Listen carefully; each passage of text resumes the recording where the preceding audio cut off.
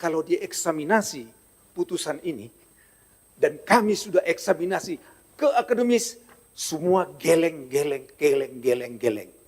Bukan geleng kepala lagi, kaki, tangan geleng semua.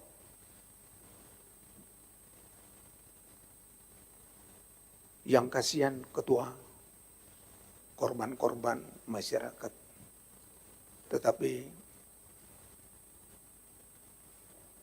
Tetapi pencitraan yang terjadi.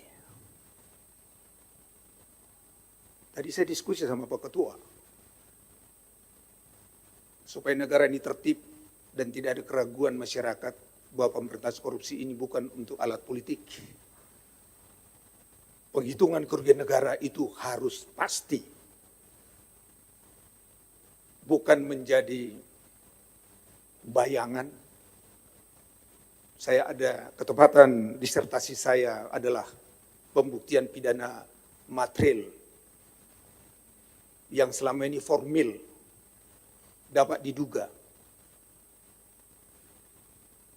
Dan segala mohon maaf, beliau jaksa, pengalaman yang sama kami. Kadang-kadang saya agak terharu juga lihat hakim. Kalau setelah putus, kadang-kadang hakim menyatakan kepada saya, minta maaf Pak Junifer, saya sudah maksimal. Ini bahasa-bahasa maksimal ini kan tidak dari hati yang tulus. Kenapa? Karena dalam proses persidangan itu one way dalam perhitungan kerugian negara. Ini tadi Pak Madin menyatakan penyitaan, saya sependapat. Harus clear dulu berapa sih kerugian. Contoh ini Pak Ketua. Dalam proses oke-oke saja dikatakan bahwa dugaan berapa. Katakanlah awalnya mereka mendengar 10, supaya tidak kurang dia sita 15. Right? Tetapi di dalam dakwaan itu sudah 15. Tetapi kami mengajukan keberatan, mengajukan pra-peradilan, yang disita itu 80. Itu tentu kan 30-50 kembalikan kita dong. Itu kan logika simpel, dakwaannya kan dari situ. Yang terjadi apa? Putusan pengadilan merampas itu semua dengan dasar yang saya katakan tadi, potensi yang akan datang sesuai dengan perhitungan BPKP. Jadi kami praktisi hukum, Pak Magdir, kadang-kadang kami malu juga kepada klien kami ini. Penghitungan kerugian negara, ini kan nanti kembali kepada penghitungan kerugian negara semua nih. Ya Pak Magdir ya. Malu kita kepada klien. Kita panggil ahli keuangan yang paling paten di dunia. Menghitung kerugian. Ini kelas internasional. Kita hadirkan ke pengadilan. Tidak nyambung hitungan yang dilakukan audit BPKP negara ini dengan profesional. Karena apa? Karena di dalam persidangan, sudah masuk di persidangan.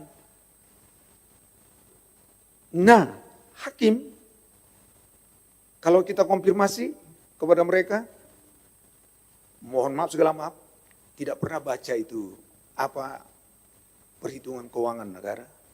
Tetapi mereka memegang apa yang sudah dihitung oleh BPKP, yang menurut kami sebetulnya perhitungan itu juga sangat bias. Nah, pada kesempatan ini kalau memang serius ketua, ini harus betul-betul masukan yang tadi Pak Madir katakan dan saya, itu clear dulu. Kami setuju, sita, ya toh, sebelum persidangan setuju. Tetapi tolong, perhitungannya itu clear. Ya, ini harus clear. Tim ini menangani, ada satu, saya tidak sebut, ada kaitannya kepada Asabri, tidak ada kaitan dengan yang lagi rame. Tidak ada kaitannya dengan rame. Klien saya ini pengelola asuransi. Pengelola asuransi. Nasabahnya 14.000.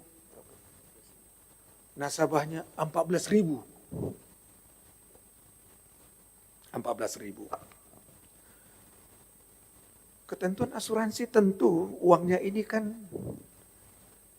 ditempatkan ke beberapa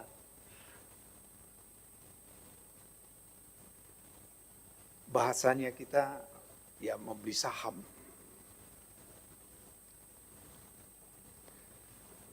Yang dialami klien kami pembelian saham yang real di pasar modal itu disita. Dianggap apa? Dianggap bahwa saham yang kita beli itu, yang kita mampatkan berapa? 2 triliun. 2 triliun. Disita. Ini uang nasabah. Kami lampirkan di dalam persidangan, bukti-buktinya, nasabah masukkan uang. Clear. Nama nasabahnya clear. Kemudian asuransi mengelola ini dengan baik.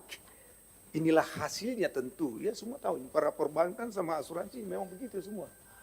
Disita ini semua. Kami di pengadilan negeri itu menang.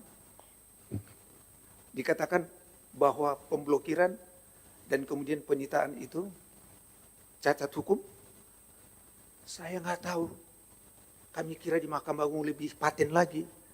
Ternyata Mahkamah Agung mengalahkan kami. Putusannya, kalau nanti boleh kami, kalau mau putusannya kepada kami, nggak ada pertimbangan yang bisa masuk akal menyatakan sah penyitaan.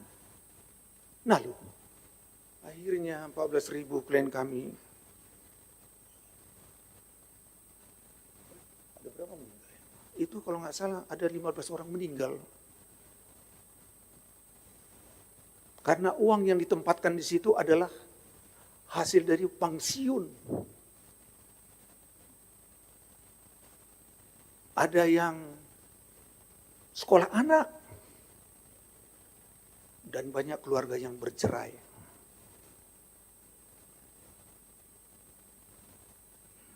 Upaya apa kami lakukan? Tidak ada upaya lagi. Karena tidak PK, ya sama aja. Karena mengajukan keberatan menggunakan pasal 19. Pertanyaan lebih lanjut.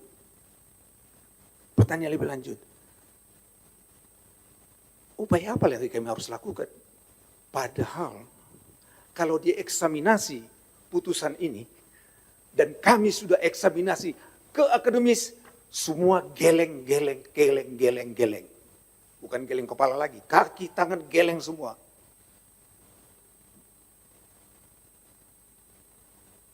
Yang kasihan ketua, korban-korban masyarakat.